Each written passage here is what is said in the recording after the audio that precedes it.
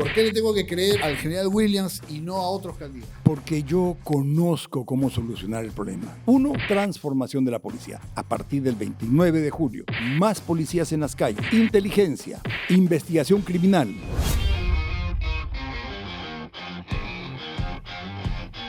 Buen día, amigos. Bienvenidos a una nueva edición del Espejo. Hoy vamos a hacer directa la presentación.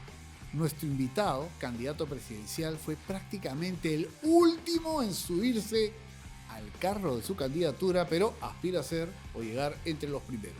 Nos acompaña el general José William Zapata, a quien le damos la bienvenida. General, gracias por acompañarnos. Pedro, gracias por la invitación. ¿Cómo es usted más cómodo? ¿Que le diga general o congresista? No, general. Ah, caramba. De toda la vida le ha gustado siempre el grado militar. Nosotros decimos militar al principio, militar siempre. Muy bien, muy bien. Importante recalcarlo. Además, en tiempos en que la política en general está muy, en general, digamos, en genérico, no por general, está muy venida a menos, pero hay que trabajar por dignificarla y por levantarla, ¿no? Es una tarea de todos y fundamental para el país. Dicho esto, ¿qué lo ha motivado, general, a ser candidato presidencial en esta oportunidad? ¿Que el buen Philip Butters renunciara a la candidatura o usted tenía el bichito de ser una alternativa presidencial en estas elecciones? Yo siempre he pensado, Pedro, de que en la política tengo tareas pendientes que hacer. He trabajado toda mi vida y estoy en la situación de retiro y decidí incorporarme a la política y ser congresista. Tuve la suerte de poder conseguirlo en mi primer intento y bueno, gracias a Dios pude ser presidente del Congreso. Pienso que puedo yo de sobra estar todavía al servicio de la nación, tengo la suficiente energía, conozco el Perú, conozco todas las regiones, conozco los departamentos porque he servido en ellos y además porque mi padre fue militar. Y también desde muy niño yo comencé a recorrer el Perú. ¿A su papá dónde lo destacaban, por ejemplo? Mi padre estuvo en Tacna, estuvo en Puno, mi madre es de Puno, estuvo también en Lima, en Cusco, ¿no? A veces uno vuelve, yo al salir de oficial estuve en Tumbes, en Piura, en Lima, en Cusco, en Puno, en Loreto y en Tacna. Ajá. Trabajé en esos lugares. O sea que tenía un buen despliegue, digamos. Entre los dos hemos recorrido todo el Perú. ¿Usted nace acá en Lima? Nazco aquí en Lima. Ahora, dijo un dato de su biografía que algunos ya hemos visto, hemos comentado, pero que adquiere un sentido muy particular en estos años. Su mamá es puneña. Sí, mi madre. ¿De qué zona? Mi madre es de Puno, del distrito de Pomata. En Pomata hay un regimiento de caballería. Yo trabajé años después en Ilave, que está un poco más al norte. Disculpando mi ignorancia, Pomata está cerca de la capital, lejos de la capital. ¿En qué zona está? Si nos colocamos en Puno, capital, aeropuerto en Juliaca, más al sur, Puno, y de ahí nos vamos al sur hacia Desaguadero, que es nuestra frontera, Desaguadero hacia el este hacia el oeste, y Yunguyo hacia el este. Entonces uno sale de Puno, pasa por Ilave, Juli, Pomata, Desaguadero, Yunguyo. Bueno, yo conozco todo ello porque también cuando era pequeño estudié en Puno. Estudié de niño porque también lo cambiaron a mi padre allí y estuve en transición, en un nido, ¿no? Y luego, cuando volví, ya estaba ya en la secundaria y como no hay colegios en Pomata, me pusieron en un seminario menor. Estuve interno. Ah, caramba. Interno. ¿Iba a ser cura el padre Williams? No, hubiera sido pero, no, una gran experiencia enseñar. Soy católico, muy católico.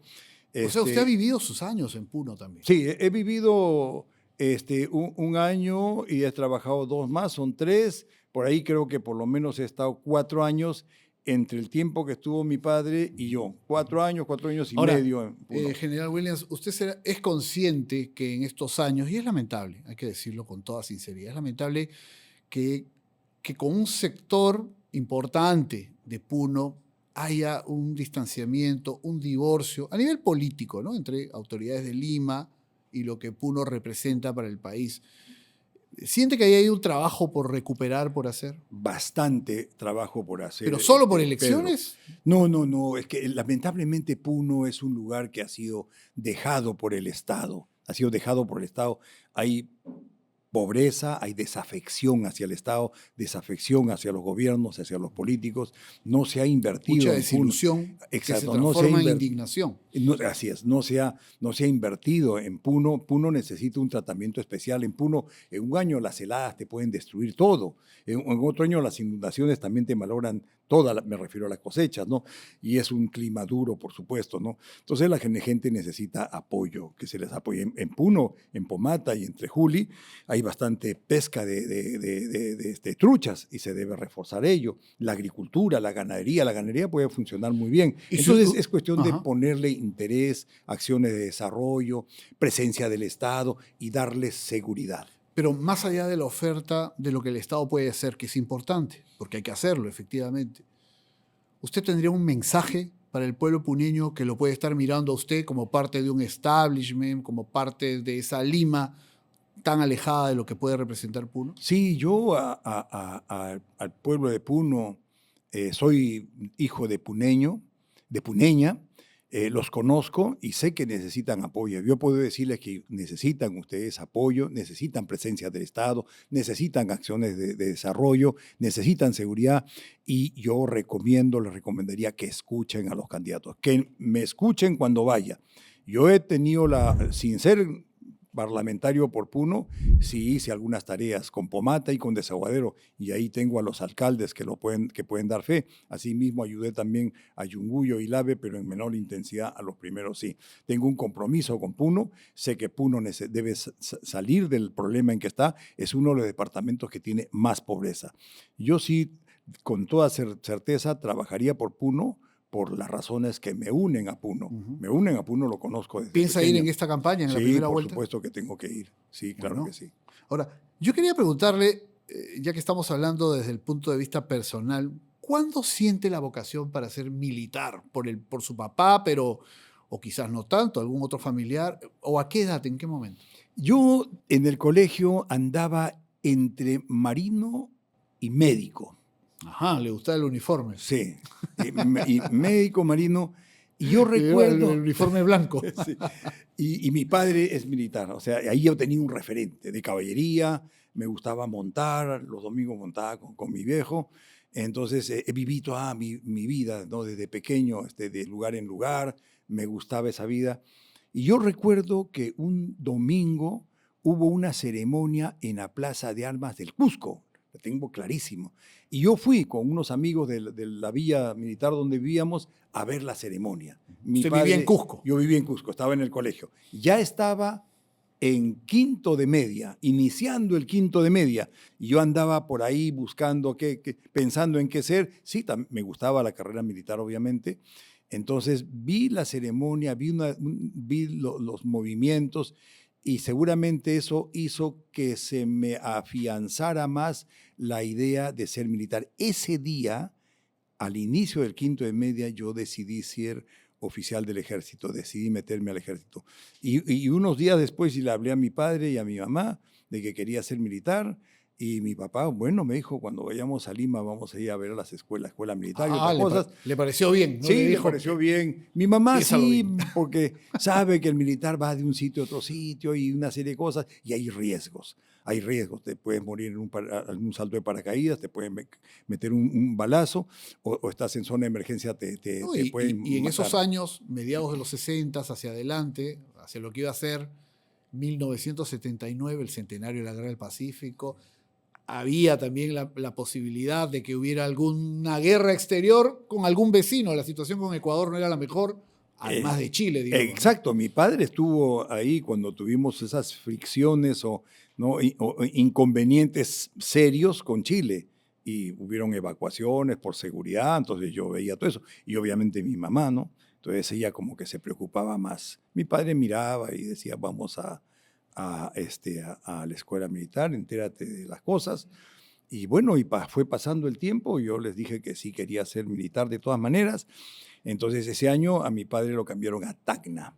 Entonces él se iba a Tacna y yo de Cusco pasé a Lima a la Escuela Militar de Chorrillos. ¿Y usted cuándo egresa de oficial? Yo egreso el 1 de enero del 73 como subteniente de infantería. Pero en pleno gobierno militar. En pleno gobierno militar, y en ese tiempo estaba Velasco Alvarado. 2 años después, Morales Bermúdez. ¿Eso de alguna forma afectaba su formación respecto a lo que significaba ser militar y el respeto que debía haber a la institucionalidad, a la legalidad?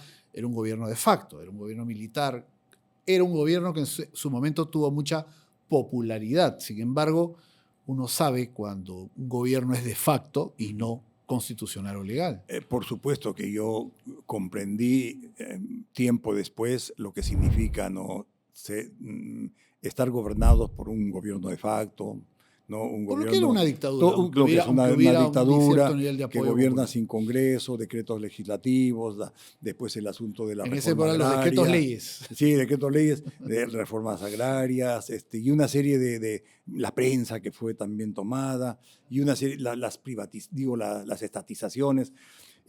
Obviamente que yo entiendo lo que no es conveniente y no fue conveniente, pero en ese tiempo yo era un colegial que acababa, yo entré a la escuela militar de 16 años, entré bastante joven. Caramba. Okay, Normalmente yo calculaba 17, pero 17 no. se entra normalmente, pero quiere decir que yo andaba por los 15 años, y en ese tiempo pues un muchacho no tiene en cuenta esas cosas. Entonces ver a un presidente uniformado podía inclusive hasta parecerte interesante. No, en el mundo, Ajá. pues era Nasser en Egipto, años anteriores, pero eran esos modelos, digamos, ¿no? Y todo Sudamérica. En Sudamérica. Toda Sudamérica está gobernada por presidentes militares, salvo un país. Eran más atroces que otros, Sí, ¿no? claro por que lo que sí, significó claro que Pinochet sí. en su momento. Así es, claro que sí. Entonces, bueno,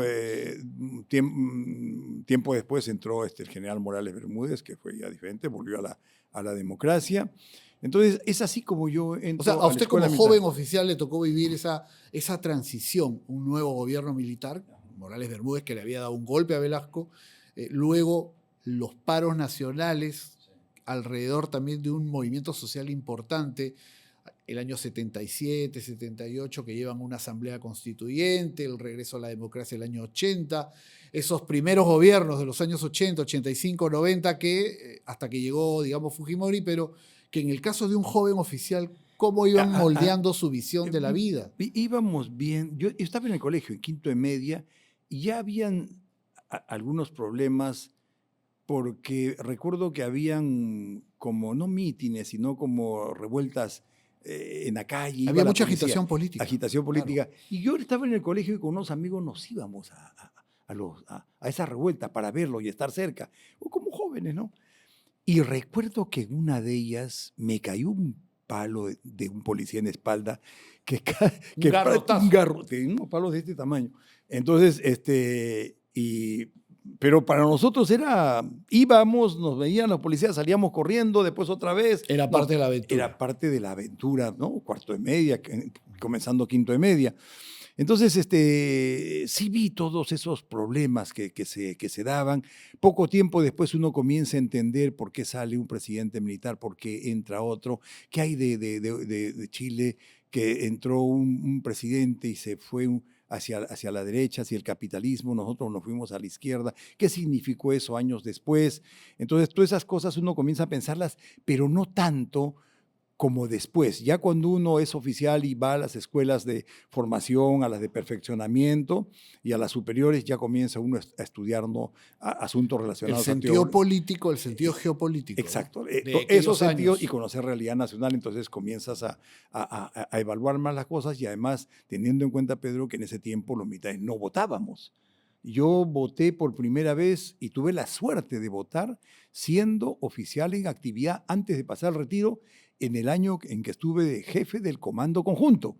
Mi último año en actividad en servicio me tocó votar, y para mí eso es histórico. Eso ya ha sido en este siglo. Es claro. Claro, después del 2000. O sea, yo estando de militar pude votar.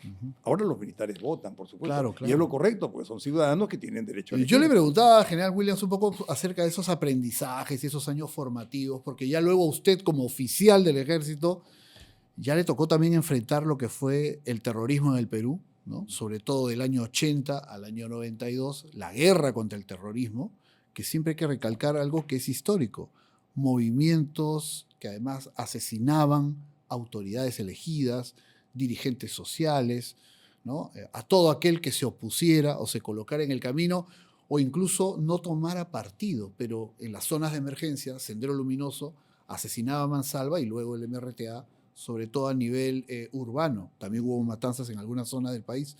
Y claro, también, por supuesto, como se ha reconocido en su momento, algunos excesos por parte de la Fuerza Armada. ¿Eso usted cómo lo ha, no digo golpeado, cómo lo ha acompañado estos años, cómo lo ha ayudado a entender al Perú?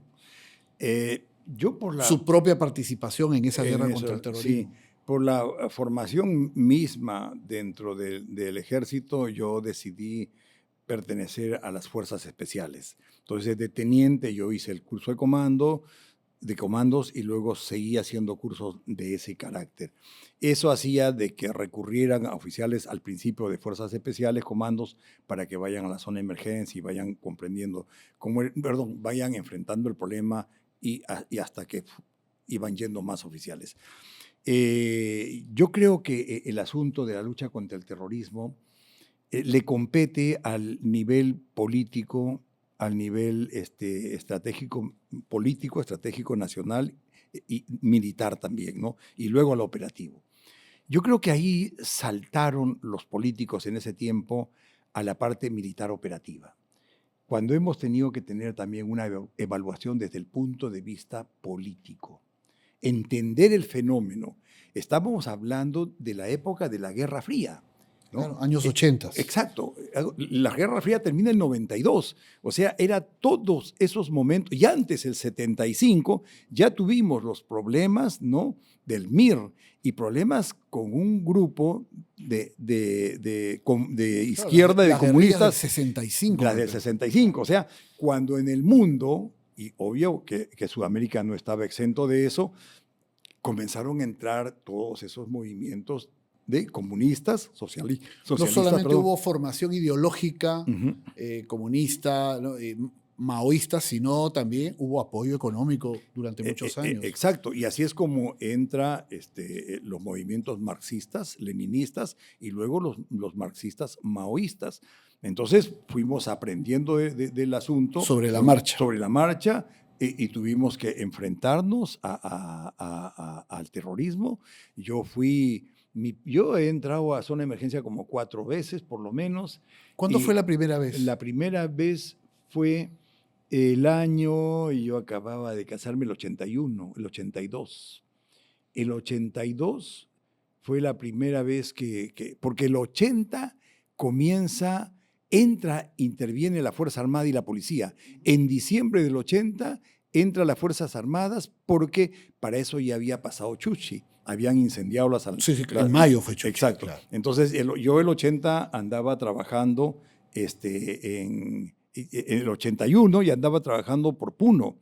Y en el año 82, el año en que me casé, dispusieron que una compañía más, o sea, reforzada, fuera a zona de emergencia, Huancavelica, Apurímac y sede Apurímac. Entonces me nombraron a mí como jefe, como capitán de cuatro patrullas y fui por primera vez. ¿Recién casado? Recién casado.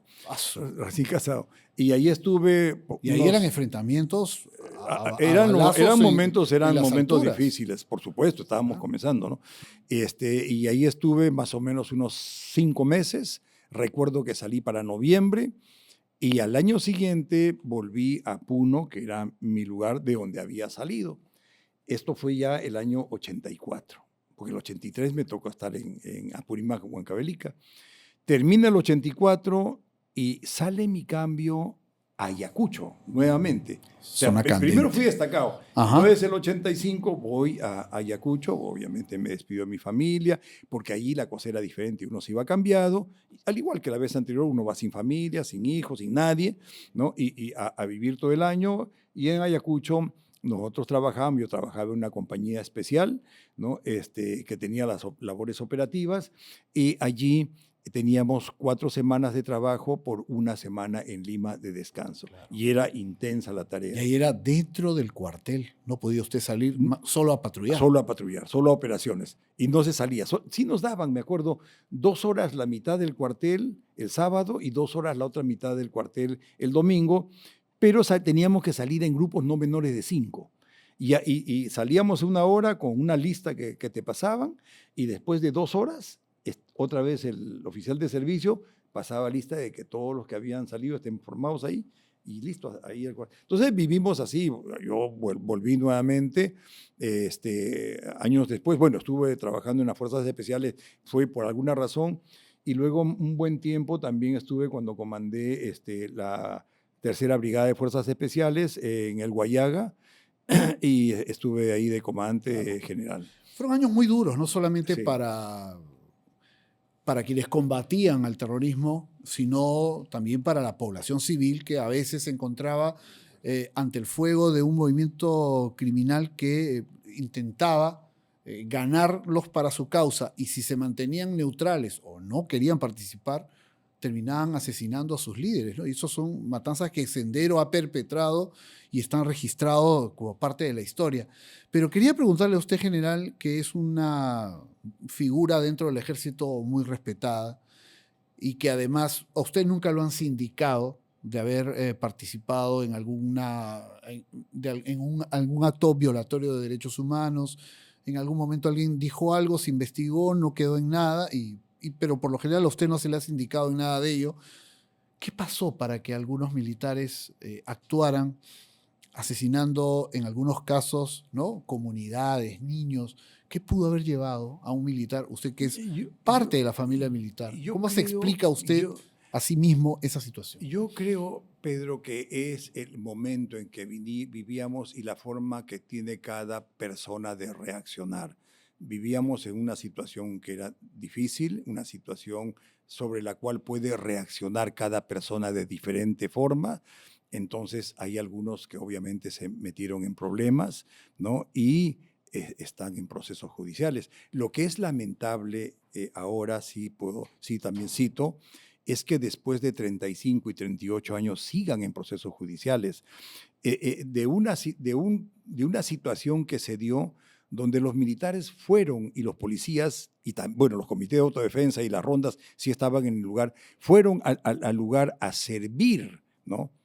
Y bueno, con una serie de consideraciones, parámetros y cuestiones que se daban en ese tiempo que no se tomaron y no se toman en cuenta en un proceso judicial. Es diferente sentir las cosas de la década del 80 y de los 90 a verlas ahora, que son diferentes, donde las cosas están en calma, pero allá no era así. Allá había un subteniente que tenía que patrullar, lo podían emboscar, podían matarlo, le mataban a media patrulla y podía reaccionar de alguna forma en razón a eso que sucedió. Entonces, no hay consideraciones de esa naturaleza para hacer un proceso judicial. No se toma en cuenta nada de eso, ¿no? Y los procesos judiciales los hacen en el fuero común. No los hacen en el fuero privativo militar, que podrían tener en cuenta alguna de esos asuntos. Bueno, eso es lo que nos ha tocado.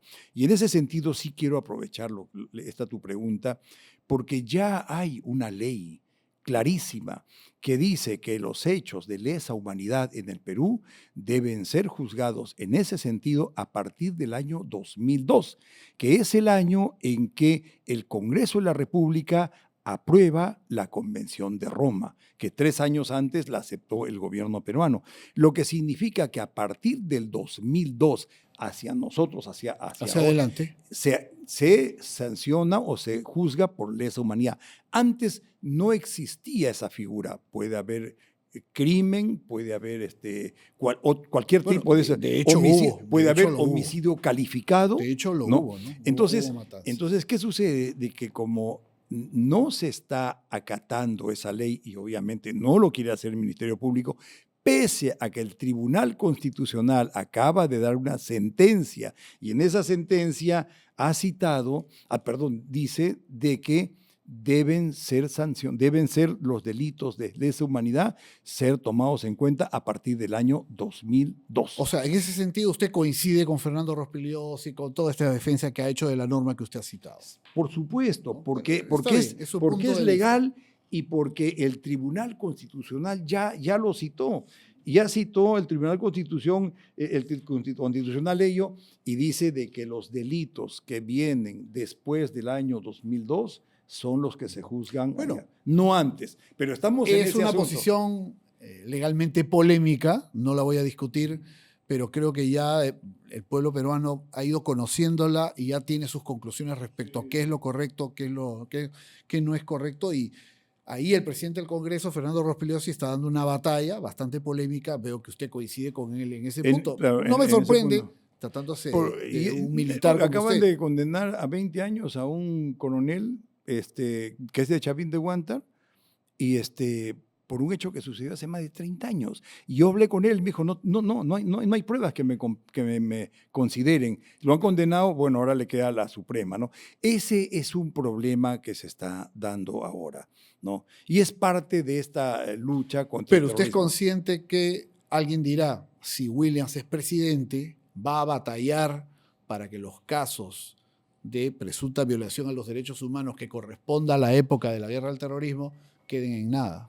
Es que esos casos ya han sido juzgados. También hay militares que están cumpliendo condena, están presos ahorita. Hay muchos militares presos por todos esos hechos, ¿no?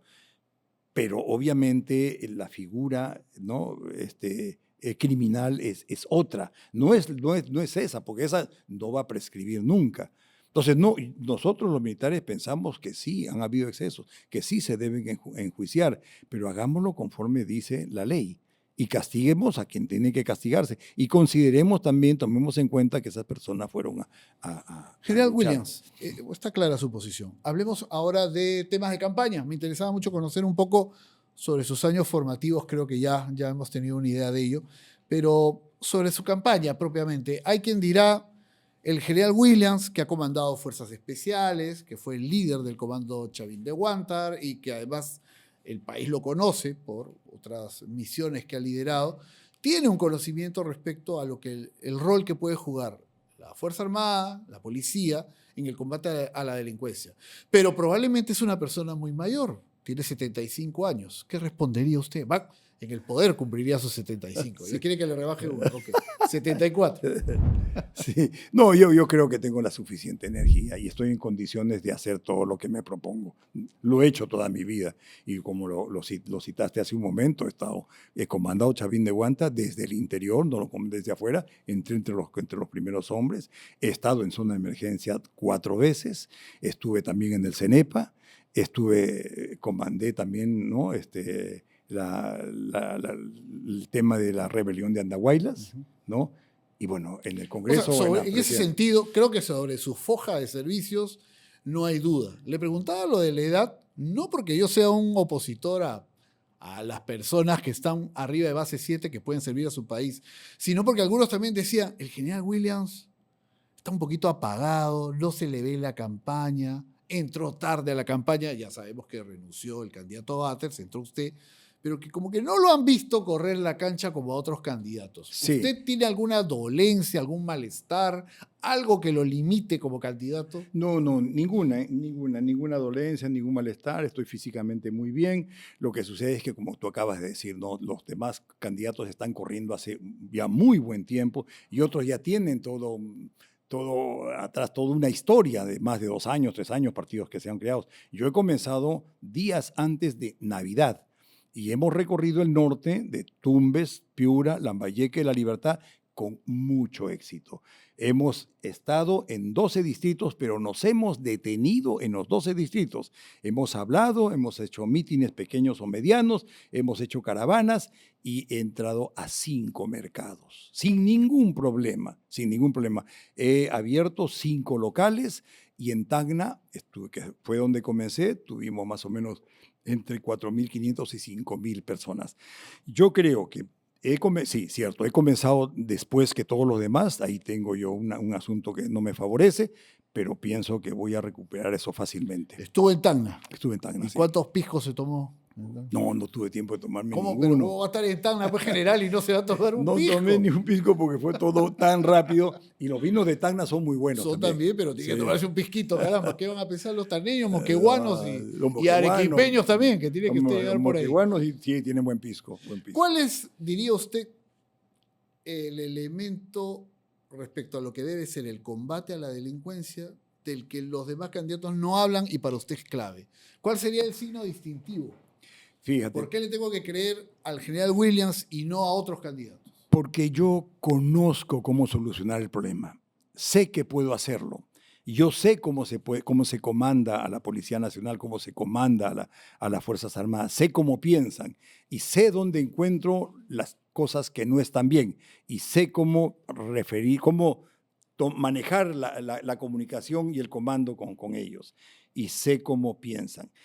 El tema de la seguridad que creo o consideramos en Avanza País es la base sobre la cual construimos sociedad, construimos riqueza, construimos desarrollo, construimos tranquilidad, construimos todo lo que puede servirle a un país. Muy bien.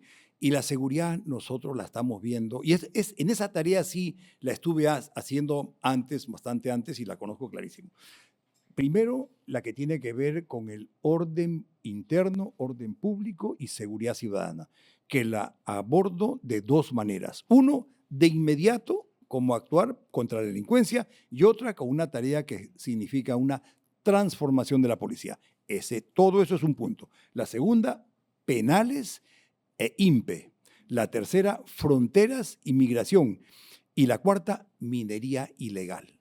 Esos considero que son son los aspectos más importantes sobre lo cual descansa la lucha contra las organizaciones criminales, las bandas criminales, la extorsión, el sicariato y todo aquello que es colateral. Muy bien, vuelvo ahora al primer punto. ¿Qué vamos a hacer inmediatamente a partir del 29 de julio? Lo que vamos a hacer es lo siguiente. Primero, más policías en las calles, inteligencia,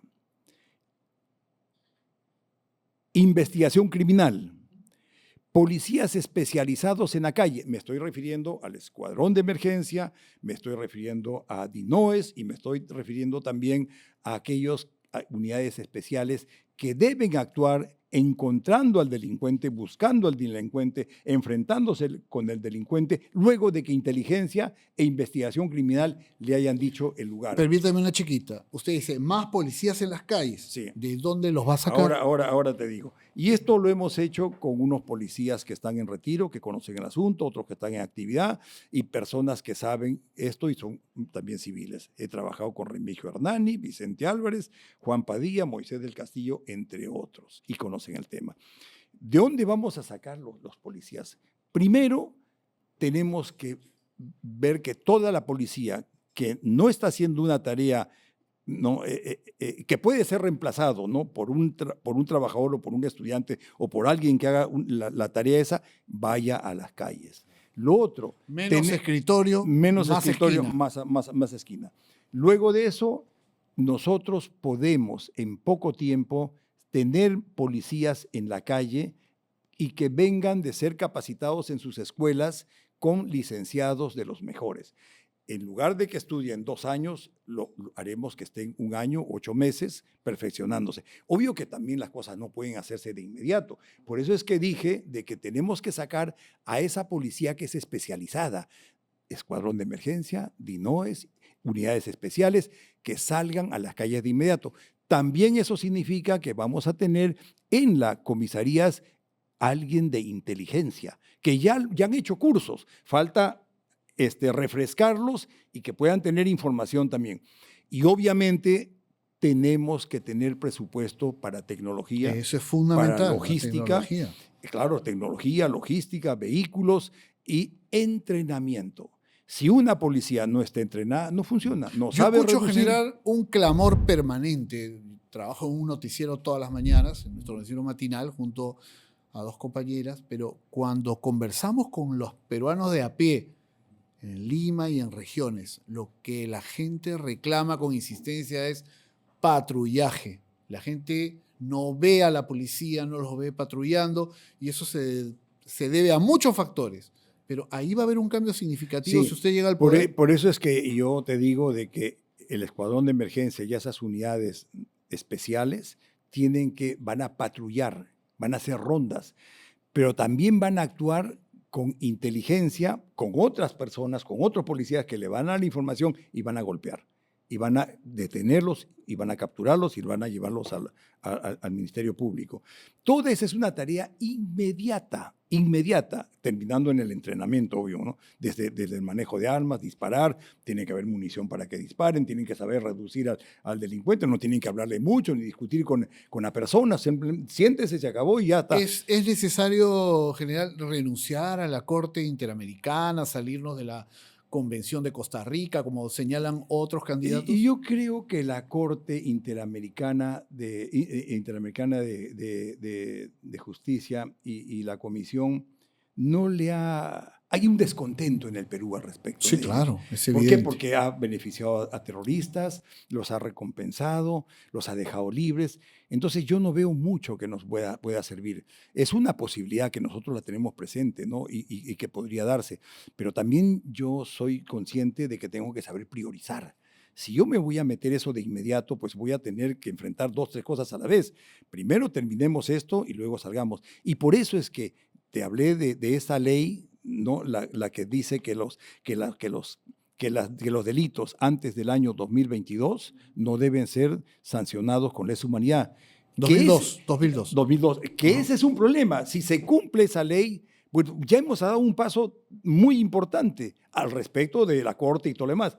Y la segunda parte que es valiosa es que pensamos transformar a la policía.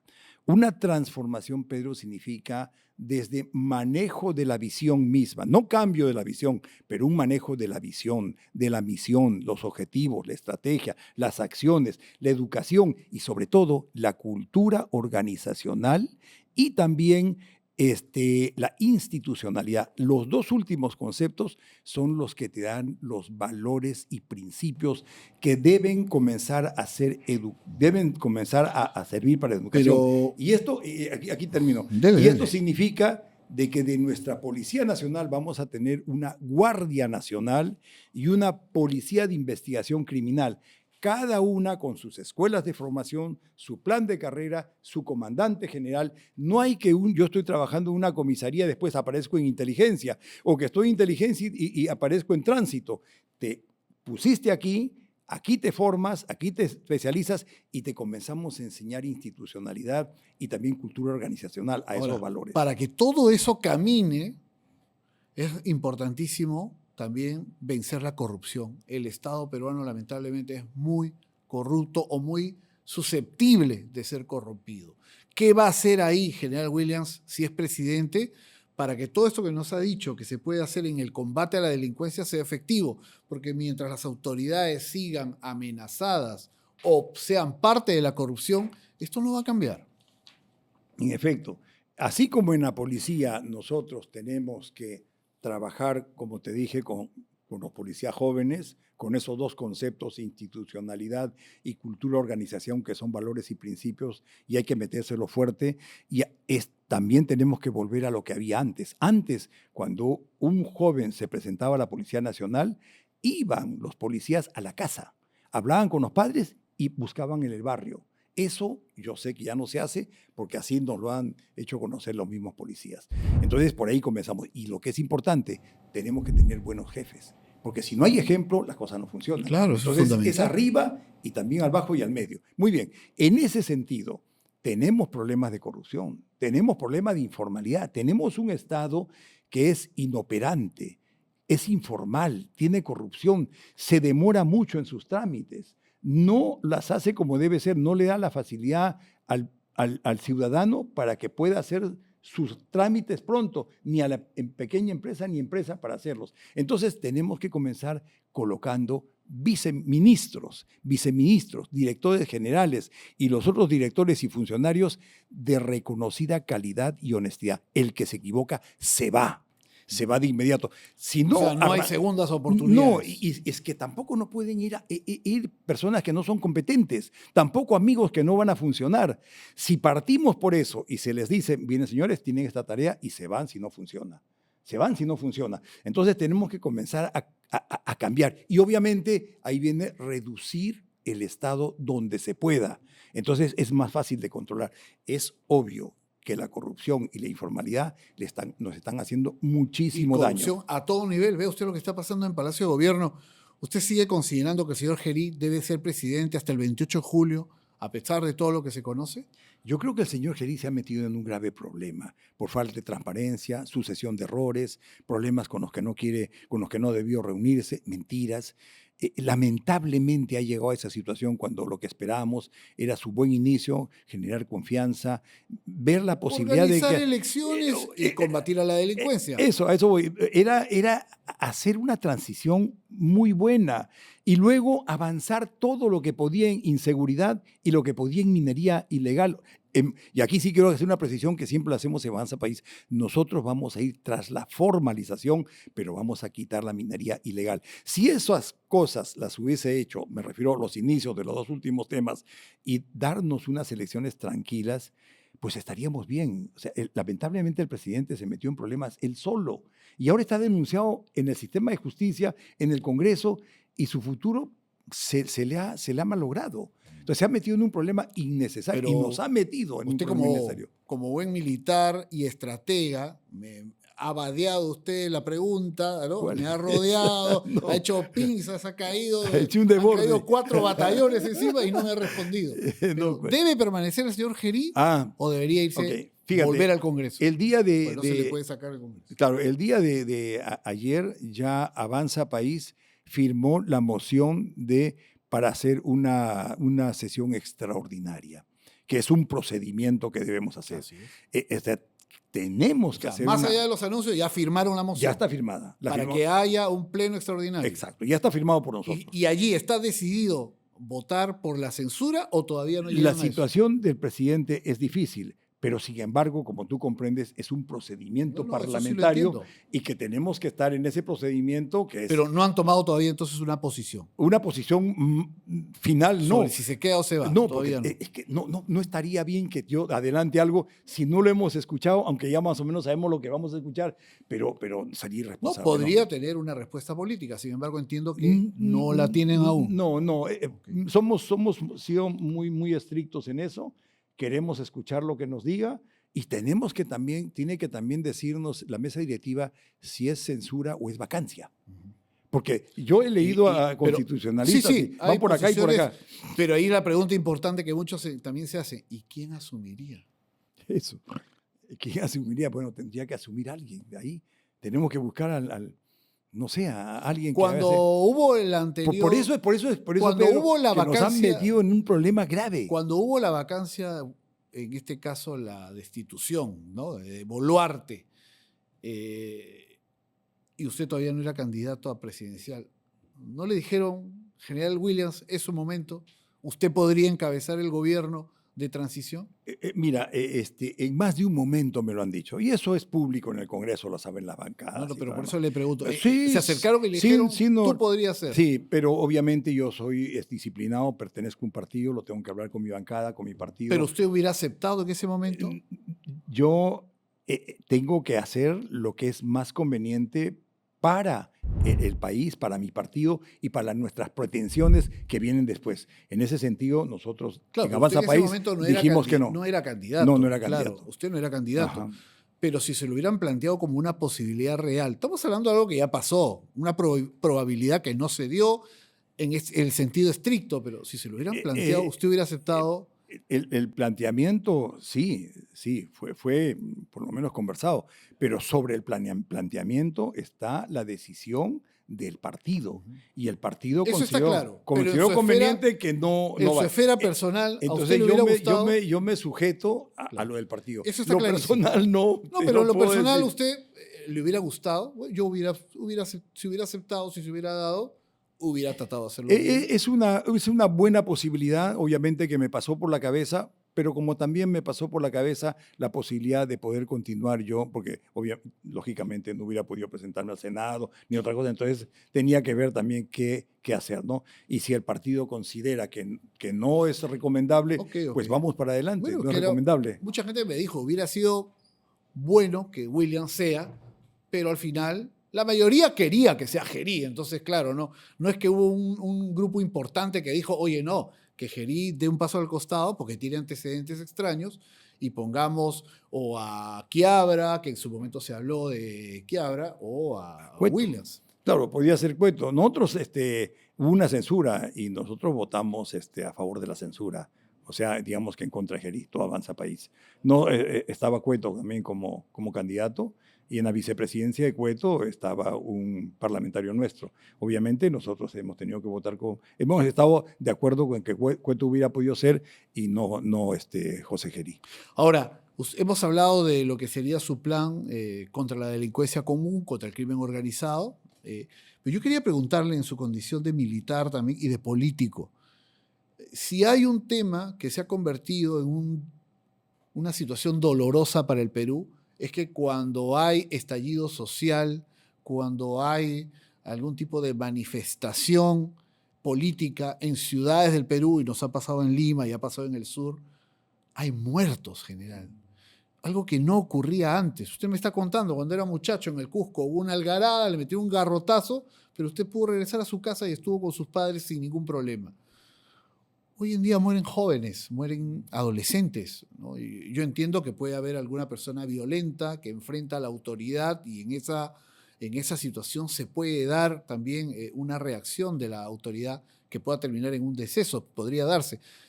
Pero no pues balazos por la espalda, no muerte de menores, no casos que se tendrían que investigar. No digo de antemano que la policía sale a matar. Lo que digo es, la policía a veces parece no tener o una estrategia clara o un comando claro para evitar que esto ocurra. ¿Cómo sería en un gobierno suyo? Yo General pienso, Pedro, Williams? que las responsabilidades tienen estamentos y niveles. La primera, obviamente, está en el nivel político. Y luego Claro. viene el O nivel sea, no de los podemos sectores. cegarnos, es algo que está pasando y hay que evitar. Es que es así, hay niveles de responsabilidad, ¿no? Bueno, viene el nivel de los sectores, bueno, luego vienen los comandos y los operativos, que son los hombres y mujeres que salen a enfrentarse. Entonces, cada uno tiene un nivel de responsabilidad. Entonces, ahí se tiene que hacer las averiguaciones, la investigación, qué se dijo. No, No pero podemos digo, irnos... ¿cómo haría usted para enfrentar un fenómeno de este tipo si es gobierno? Para evitar que haya estas muertes en las calles, porque eso es lo que también le hace mucho daño a la democracia, pero además nos hace daño como sociedad porque nos enfrenta entre peruanos. Ya, yo lo enfrentaría con buenos planes, con buena preparación, con hablar con los comandantes, con decirles que esto se tiene que hacer de esta forma, hacer inteligencia y saber qué va a suceder, cómo van a reaccionar, qué van a hacer, hablar con los diferentes niveles y decirles, por ejemplo, ya los soldados, esto es así, así, los que tienen otros niveles, hacemos tal cosa o no tal cosa, y desde arriba salen las órdenes de la parte política. No deben terminar las cosas rompiéndose por el soldado que ha podido tener temor, O el miedo. policía en estos casos. Mira los En estos muchachos, casos. claro, o los policías, o los soldados en Ilave. Ellos tuvieron que cruzar el río porque anímicamente se sentían presionados. Entonces sucede, y ahora el policía, ese policía que corría y disparó y rebotó en el suelo, pues lamentablemente una muerte. Pero tiene Claro, que por eso la pregunta es cómo evitamos llegar a esas y situaciones yo creo que para que no se repitan estos hechos. con buena inteligencia, saber cómo van a reaccionar, y con un mando claro no se puede disparar a un ciudadano. Policías por eso es que te hablaba de la preparación. O sea, yo por mi carrera lo he visto varias veces y si quiero precisar con algo, Chavín de Huántar, esa fue una sola de entrenamientos. Entrenamos de día, de noche, con tiempo, ¿no? Hacíamos el entrenamiento sin enemigo. O sea, sabíamos de memoria dónde teníamos que ir y le dábamos todos los días hasta que nos salió, no, salía muy bien y por eso funcionó. Si no hay entrenamiento, si no hay preparación, si no hacemos los entrenamientos tal cual van a suceder en la realidad, no va a funcionar. Y eso significa también capacitación, estudio, oficiales que sepan estudiar. Me estoy refiriendo a la policía, pero también Sí, claro. significan niveles que están arriba, los ministros, que tienen que conocer cómo funcionan son las cosas. circunstancias que no pueden volver a ocurrir. Y sabemos que en el fragor de un enfrentamiento que a veces se vuelve violento, puede haber hechos desafortunados, pero no podemos naturalizar o aceptar no, que haya civiles obviamente muertos. no, porque le crea problemas a todo el mundo. Solamente un ejemplo pequeño. La lucha contra el terrorismo de hace tiempo es Sendero. Al final, la pita terminó rompiéndose en los militares. Pero ¿qué hay del nivel estratégico político? ¿Qué hay del análisis de cómo eran los otros grupos, las otras luchas comunistas que se hacían en Centroamérica, en diferentes lugares? ¿Quién analiza eso para poder decirle lo que nosotros le decimos estado final deseado? ¿Cuál es el estado final deseado? Aquel que el político quiere que queden las cosas cuando termine la acción. Entonces, ¿cuál fue el análisis del estado final deseado en los estamentos altos y decirle a la Fuerza Armada, tienes que hacer no esto? había, era simplemente vaya usted y apague este foco. Okay, no había. Exacto. Claro. También es cierto de que no había esa experiencia en el Perú. Pero ¿por qué no preveemos eso? Eso yo lo voy diciendo muchas veces. Nosotros tenemos que ser un país que tiene objetivos, que tiene visiones y que tiene visión de Estado. Bueno, eso me y lleva eso a es un tema capacitarse. que le quería plantear y que es, tengo entendido que usted tuvo que acudir a develar el Andahuaylazo, ¿no? Sí. Cuando Antauro Humala toma una comisaría con un conjunto de jóvenes a los que llamaba reservistas, que se levantan contra un gobierno legítimamente elegido, que era el del señor Toledo, que puede no gustarte Toledo, puede ser lo que tú quieras, pero era un gobierno legal y legítimo además. Si se levanta alguien en armas, eso es rebelión, eso no es insurgencia, el señor está fuera de la ley, ¿no? Murieron policías, murieron también algunos de los jóvenes que lo acompañaron a este sujeto, pero ¿cómo fue negociar, hacer que Antauro finalmente depusiera las armas en algo que podía haber terminado en la muerte de muchas más personas? Te lo explico bien rápido. Yo trabajaba en el norte, estaba al mando de lo que antes era la región militar del norte, desde el norte de Ancash, Tumbes, Amazonas y San Martín. Ese era mi ámbito.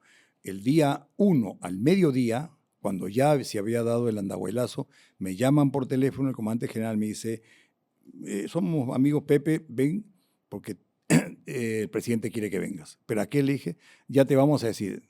Llegué a Lima y me dijeron, te haces cargo de el Andahuaylazo. Como la parte militar, porque por la parte policía estaba el general Murazo. Entonces, yo le dije, pero ¿y la región del centro? No, la orden es que vas tú. Entonces fui y salí el día 2. Salimos el día 2. O sea, usted lo trajeron de otra región. Así es. Ajá. No fue la región del centro. Lo trajeron a Williams porque Ajá. Él había estado en los Chavín de Guantánamo y todo posiblemente, el tema. No. Él tiene que ver este asunto. Así es. Entonces voy llego a Andahuaylas pasado el mediodía. Y aquí hay un asunto importante. Los policías mueren en la mañana de ese día. Por ahí escuché que dicen que Williams es lo que... No. Cuando yo llego, los policías ya habían lamentablemente fallecido. Tuvimos una reunión, hablé con Murazo, que estaba a cargo inicialmente de todo. Murazo, claro. Sí, porque después a mí me pasan la responsabilidad. O sea, me cambian la responsabilidad y me la dan a mí antes de que vayamos a la comisaría. Entonces tuvimos unas reuniones con los enviados de Antauro Humala. Bueno, a las finales nos decían que se iba a rendir, no se rendían y todo. Fue un suceso. Pero era un momento tenso, hay que recordarlo para las personas que eran muy jóvenes o incluso nos ven jóvenes que en esa época todavía no habían nacido, acaban de nacer. Esto ha sido el año 2003, me parece, 2002, 2003. Pues me está fallando la memoria, quizás fue el 2004. Mil disculpas, ahorita lo veo, lo tenía aquí apuntado, pero lo voy a encontrar. Fue durante el gobierno de Toledo. Pero ¿a qué 2004, viene mi comentario? 2004, exacto. ¿No? ¿A qué viene mi comentario? Que mucha gente decía, están fuera de la ley, plomo. Sí. ¿No? O sea, han muerto policías, plomo. Y claro, puede ser una solución el plomo, pero luego, ¿quiénes son los responsables por ese plomo? Mira, porque ahí podía morir mucha gente. Y entonces había que actuar. Los militares. había que actuar con criterio y con sentido estratégico. ¿Y cómo hicieron? A mí me dijeron inicialmente, dicen que son terroristas, y yo les dije, no son terroristas. Es otra cosa diferente. O sea, aquí el tratamiento debe ser diferente. Que había que tomar la comisaría, no se puede tomar la comisaría ahora porque es difícil. Hay mucha gente y muchísimos andahuaylinos no estaban prácticamente a favor. Y tú sabes cómo eran los últimos años del presidente Toledo, ¿no? Entonces, Solo para precisar, 1 de enero, porque así fue, 1 de enero del 2005 al 4 de enero del 2005. Sí, ok, es así. Bien, entonces, esa era la situación, ¿no? Te le dijeron, son terroristas. Sí, no son, no tienen las características, son rebeldes, y etcétera, etcétera, y sobre eso fuimos. Muy bien, son rebeldes y por lo tanto es diferente hacer la operación. ¿Que sí me lo pidieron? Sí. ¿Que dije que yo? No. Obviamente que antes trabajábamos con el general de la policía. Llegó un momento en que dispusieron ya al final que me haga cargo yo, y eso lo sabe el general de la policía, lo saben todos los que estuvieron ahí, y ahí nos dirigimos a Pero para eso ya la noche anterior nos teníamos que reunir, nos citamos o lo citamos, y por primera vez fue Antauro a donde nos reuníamos, que era la iglesia. Pero la iglesia estaba cerrada. Entonces yo le dije a Murazo, vamos a la municipalidad, que es nuestro puesto de comando, ¿no?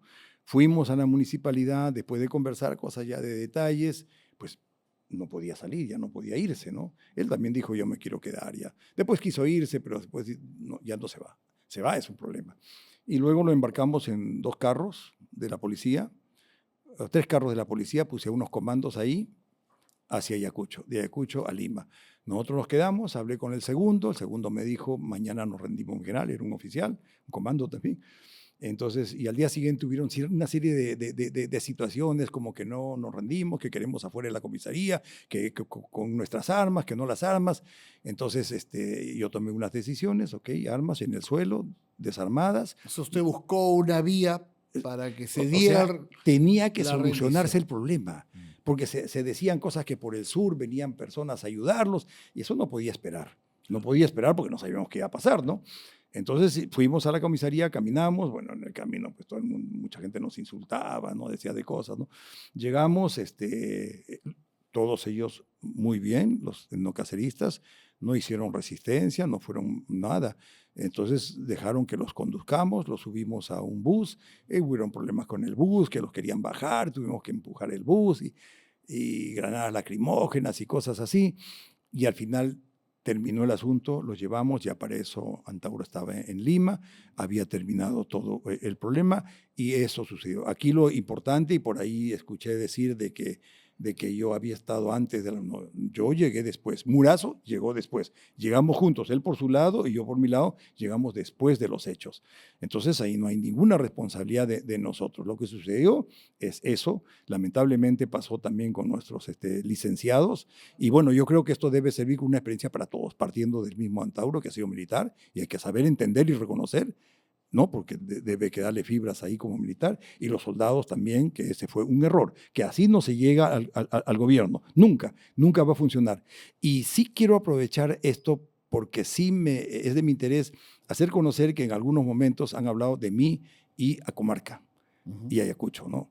Entonces, Ayacucho, Comarca es un problema que se dio, sí, claro. es un problema que... En algún momento se dijo que usted había tenido injerencia en estas matanzas que usted ha mencionado, pero... Luego se investigó y no se encontró absolutamente nada. Por eso es que no lo mencioné así en ese nivel de detalle. No, yo te lo agradezco, pero a veces me dicen, oye, Clara, pero yo lo veo clarísimo, ya está el proceso, está el expediente, está todo. Yo salí absuelto por unanimidad, ni siquiera por mayoría, por unanimidad. Y estuve bien sentado escuchando la sentencia. Absuelto por unanimidad en un juicio después de 32 años y la Suprema lo confirmó. No tengo ningún problema de carácter legal. Volviendo al tema Antauro, ya para ir cerrando esta etapa, ir al espejo, pero volviendo al tema Antauro, ¿en qué momento él se da cuenta de que no tenía escapatoria de lo que había comandado, liderado, ya no tenía ni pies ni cabeza, pese a que podía haber algún apoyo popular, que se ve en los videos, gente que lo vitorea, pero... Sí, tenía apoyo popular. ¿no? Sí. Habían organizado ahí unas algaradas que lo iban a aplaudir, pero él se da cuenta que eso no tiene ninguna escapatoria ni viabilidad política. ¿Cómo se lo hace ver usted a él? Yo creo que el primer problema que tuvo que enfrentar es la muerte de los policías, porque eso Eso ya le crea también un problema a la Claro, pretensión. pero él en algún momento se exhibe al lado de los cuerpos de los policías, claro, generando además una sensación como que, ¿no? Hemos venido, hemos ganado, somos victoriosos, pero eso también fue contraproducente porque el país se dio cuenta de que esto no era pues una proclama, esto era un acto criminal. Eso no, Y por honestamente. eso ha purgado una condena. Claro, honestamente eso no lo vi, pero sí purgó la condena porque fue probado en las circunstancias en que se dieron y él era el que estaba al mando. Entonces, Pero ¿cómo se da cuenta yo él de creo que ya no tenía el primer salida? problema fue ese. El segundo problema, a mí me parece que la intención de él era política, obviamente política, y hizo todos los intentos que debía hacer y llegó un momento en que él fue a conversar, lo detuvimos, no lo dejamos que se vaya y eso de alguna forma coincidía con lo que él había podido preparar, pero que no había salido como quería. Claro. Y ahí quedó, fue detenido, fue O sea, a él prisión. quería ser detenido en ese momento ya. Yo pienso de que él quería que Ya lo salir detengan del en tema. algún momento. Ajá. Lo que pasa es que tenía que exagerar esto lo más que podía y nosotros tenemos que tener demasiado cuidado para que no nos tengamos un revés con algún muerto o algo que pudiera suceder. Eso pasó y como digo, yo creo que esas son experiencias que las personas tienen, de las cuales se tiene que ¿Se aprender. lo ha encontrado usted a Antauro después? No lo he vuelto a encontrar, no lo he encontrado a Antauro. Uh-huh. Pero creo que todos deben aprender de esto. Inclusive él lo hizo, ok, no salió, ya. Bueno, igual sigue sus proclamas, pero son de índole Claro. político. Finalmente tiene derecho él a decir lo que quiera, pero no a reivindicar una situación en la que murieron peruanos, ¿no? Que eso ha sido muy lamentable. Vamos al espejo con el candidato José Williams y vamos ahí a perfilar finalmente algunas cosas que nos quedan en el tintero sobre su oferta y su personalidad. Vamos para el espejo. Ya estamos frente al espejo con el general José Williams Zapata, candidato de Avanza País. El trencito, ¿no, general? Sí, el tren. Caramba. Vamos con las preguntas del espejo. Usted como buen militar, Cuy Chactado, Pachamanca, ¿cuál es su favorito? Como candidato hay que comer de todo. Pachamanca. Ah, caramba. No come cuy, entonces. Como cuy. Ya. Y hace poco lo comí en Tacna, pero tenía que escoger por uno. Si nos vamos a una segunda vuelta con el general Quiabra, ¿quién gana? Yo gano. Seguro. Seguro. El señor Quiabra, Si voy a la segunda vuelta es para que gane. pero él era de caballería, ¿o estoy mal? No, él es infante. Ah, igual igual que que yo. usted. Y amigo mío. Ah, caramba. Somos pero amigos. ¿Quién era más escritorio? ¿Quiabra o usted? Él estuvo en Cenepa y yo estuve en Cenepa, Chavín de Guanta, en zona de emergencia. Él también en zona de emergencia. Nos hemos trabajado más o menos por ahí, pero por mi especialidad de comando he estado más tiempo en operaciones. Usted era Rambo, Chuck Norris y Quiabra estaba en otra ubicación. No, con mucho respeto al general Quiabra, No, que lo hemos tenido también aquí en el espejo.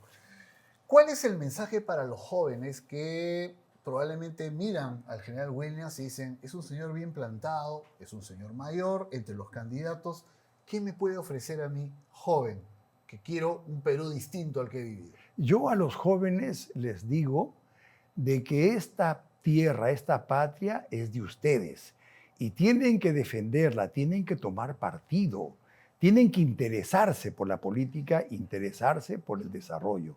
En Avanza País estamos convocándolos. Soy un militar, soy un líder y un líder no hace las cosas si no tiene una patrulla.